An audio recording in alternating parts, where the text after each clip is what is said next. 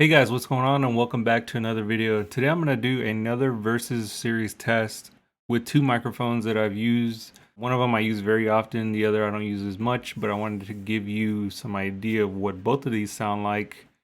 And I'm going to do a couple tests just like I did on my last video. If you didn't watch that one, be sure to check it out because this one's going to include the Podmic with the Elgato Wave 1. The other video I did was with the Podmic versus the Blue Yeti. So if you want to see what that sounds like, be sure to check it out. But yeah, let's get right into it.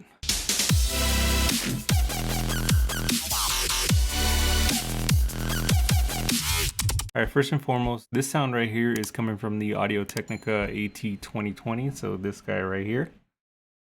That's going to be our baseline for this test.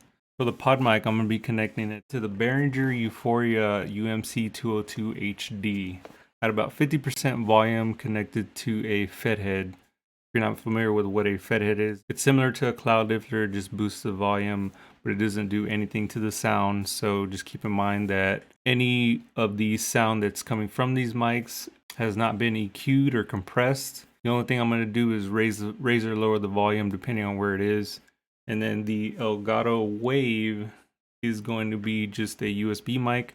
I'll give the gain levels for that one when it comes up. So yeah, let's get started. All right, so this is the Podmic. One thing you'll notice right away as I'm using this foam pop filter, because the plosives are really bad with this mic. If you didn't see my first one, I'll go ahead and do a quick snippet of what it's like without it, but I'll jump right back into recording all the audio with it.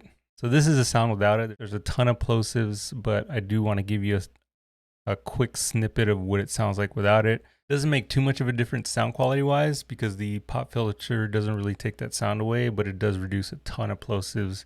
And I've found a pretty good one here. I'll link this one below. And it definitely helps out with any of your studio mics, especially with one like this, the dynamic mic that does pick a lot of plosives up. All right, so once again, I'm just gonna read some quick specifications with this mic. This is a dynamic mic with a cardioid polar pattern. You can't change the pattern. There's no knob adjustments on this. It's kind of what you get straight out of the box. It does have a frequency response range of 20 hertz to 20 kilohertz, a sensitivity of negative 57 decibels. This one will set you back right now at about $100 if you can get your hands on it. Due to the situation, they're kind of tough to go by. This one took me a little bit to get in, but I was able to get two of these, and I've used them for quite a while. It's a great mic, and I suggest it to a lot of people, and I'm going to suggest it to you guys, but I want to give you an idea of what another condenser mic can sound like compared to this one. So now I'm going to switch over to the Wave 1. All right, so this is the Elgato Wave 1. So what I'm going to do is kind of keep it at a similar distance to what I was doing the Technica 2020. It's not a condenser mic, so you want to keep this at a good enough range. It's going to pick up a lot of sound around you, and it's going to pick up your voice pretty well in an open environment, unlike the Podmic, which is geared towards having that close proximity to you. So I'm going to just set that down right there. And again, I'm just going to read some specifications from their website. This is a condenser mic with a cardioid polar pattern. On this specific Wave 1, there's a knob that controls the volume output, but that's all it does. It doesn't control the gain coming from the mic. The gain has to be set within the program that comes with it. So it's at about 50% gain right now, which I've noticed is a pretty good range. You can actually bring it up pretty high, and it does have some pretty good clip rejection if you do get pretty loud with it. So you can pick this mic up for about $129. Again, it's sold out, but if you can get your hands on it, it makes for a really good mic. But it also has a really great program, which I'm going to dive into here in a second. That's really great for streamers to be able to split audio between your games, Discord, microphone, wherever the case may be. And it's probably one of the better programs that I've seen so far, besides Voicemeeter, which, again, Voicemeeter can be very tricky. I did do a video on it, so if you want to know how to set up Voicemeeter, you can check that out. And I might do a comparison with Voicemeeter and the Elgato Wave program. So let me know if you want to see that. I'll probably do it anyway. But yeah, so this is what the Elgato Wave 1 sounds like. All right, so now I'm going to do some sound rejection stuff with the noise that's coming from my phone, just to give you an idea what the noise rejection is for this mic.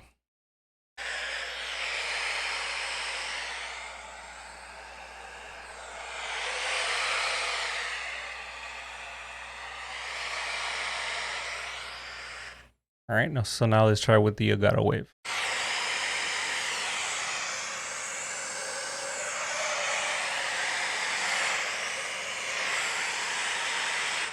And as you can probably tell, this one does pick up a lot of sound on the side, so you got to be careful to have sounds going in the background. Which you might be able to hear also is my computer making a ton of noise because it's not great, and the fan sounds like a turbo engine when I'm recording videos like this.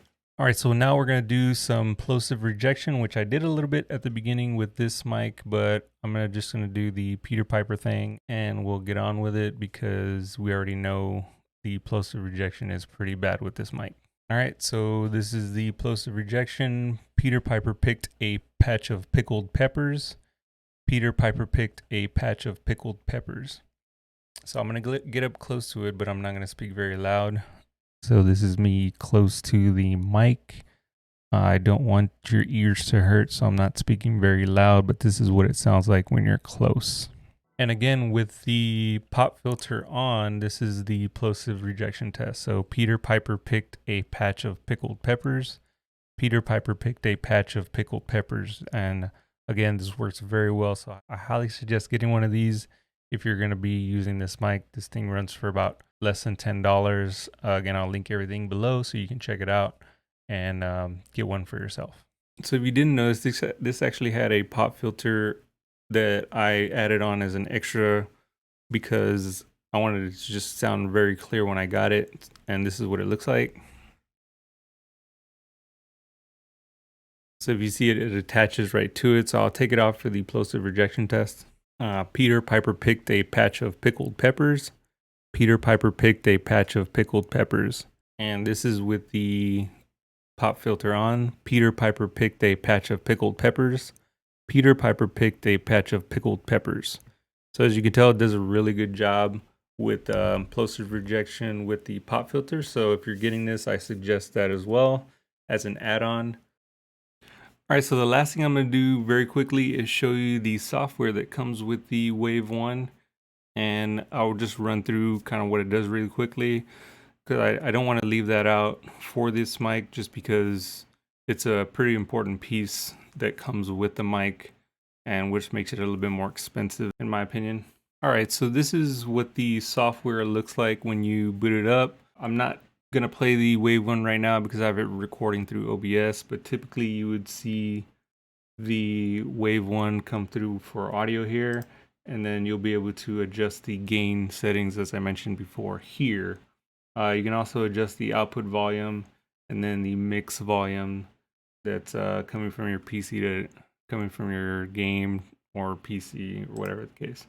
What makes this really cool is you have your monitor mix, which can be headphones connected to the Wave 1. So that's your mix here.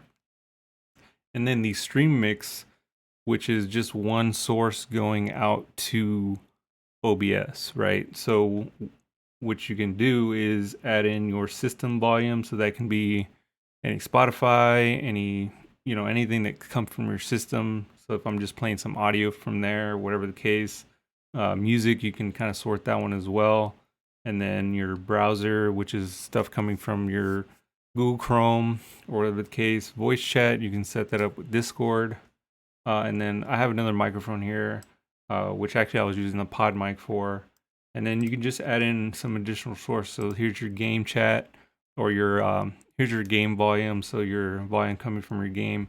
And the easiest way to set this up is if you go here, it'll go straight into your settings, and you can sort this how you want. So obviously I don't have a lot of sounds here, but what I'm going to do is let me just open up Spotify for the sake of testing this. And so right now it's going to play through music here. If you wanted to set it up differently, you could, because Wavelink will give you a ton of options of how to route this. So when you have the program opened up, you can actually set up the wavelength to go to a specific part of it. So I have it set to music right now, which makes sense because it's Spotify music. So for example, if I opened up Discord,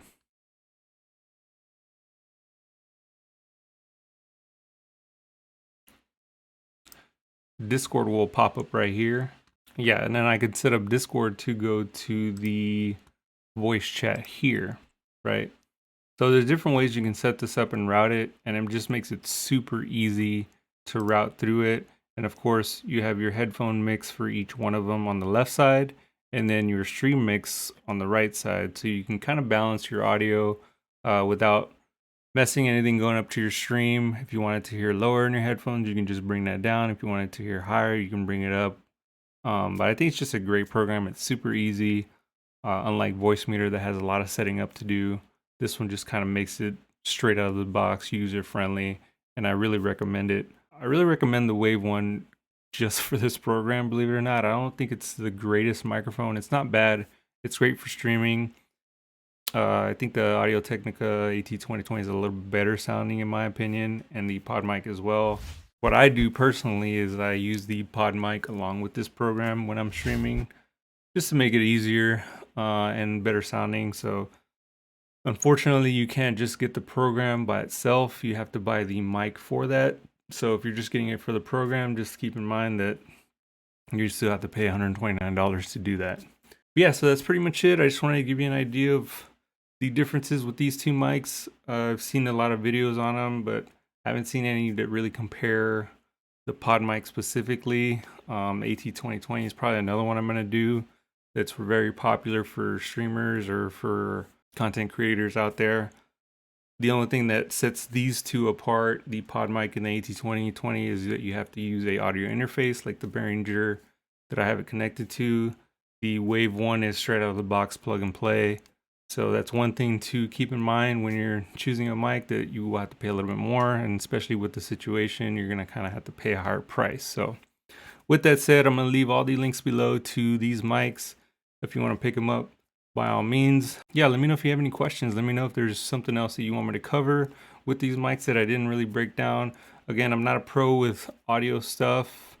Specifically, I kind of care about sound and giving you just the quality test for your ears and for what your audience wants to hear. So if you like the video, give it a thumbs up. If you didn't, give it a thumbs down. Be sure to subscribe because I'll be doing a lot more of these versus series just because I enjoy going through different mics and for myself, just testing them out, giving you my point of view, you know, seeing what you think about it. So thanks again for watching. I will see you guys next time. Later.